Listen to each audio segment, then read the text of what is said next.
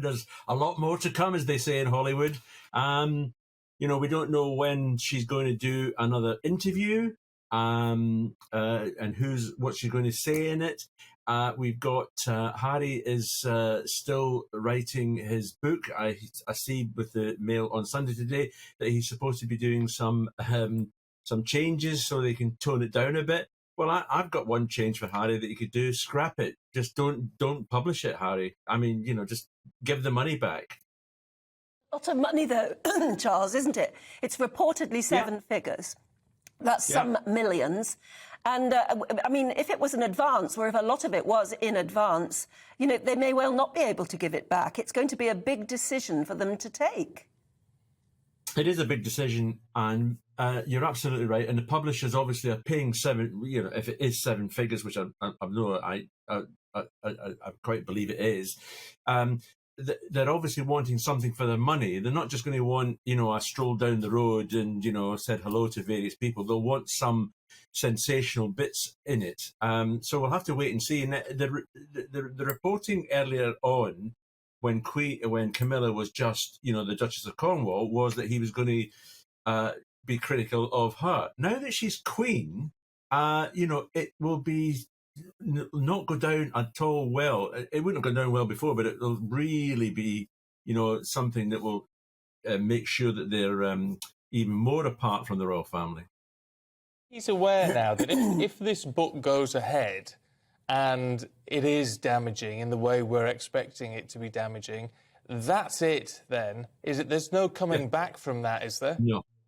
No, there is not. And I'm not sure that he actually cares anymore. I mean, we saw what he was like when he was over here for the Queen's funeral. He wanted to take Meghan up to Balmoral. He was told he couldn't.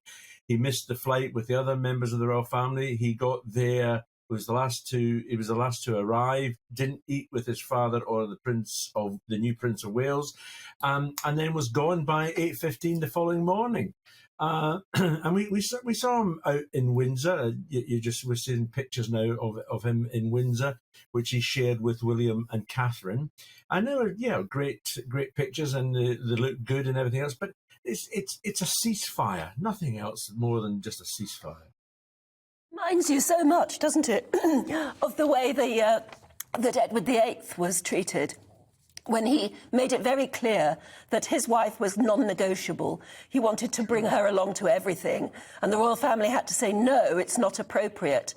And he felt even more slighted because of that. It certainly reminds you of that whole saga, doesn't it? Yes, it does. I don't know what it is about trying to bring an American woman into the British royal family. We've had 2 attempts at it, and it's not actually worked. But yeah, you're right. It's very similar to Edward VIII.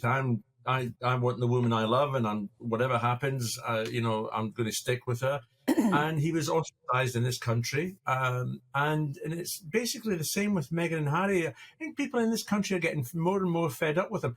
And from what I'm gathering, people in America are getting fed up with them as well.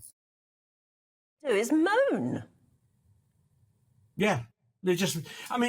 We've got this book you mentioned earlier on, which is being written by Valentine Lowe from The Times, quite a well-respected royal correspondent. Been doing the job for about 25 years. It's called Courtiers. Now, he's pulled together all the allegations that had been made about Meghan and her bullying.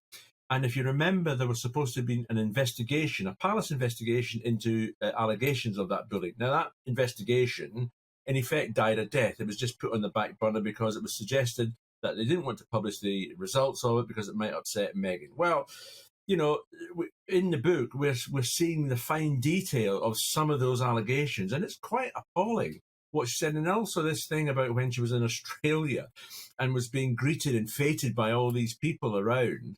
And she said, I should be getting paid for this. This is a Hollywood view on things, that if you walk out into the street and you're supposed to be some sort of star, even Z-list or B-list or whatever, you should be getting paid for it. She has no idea what the concept of working within the royal family is.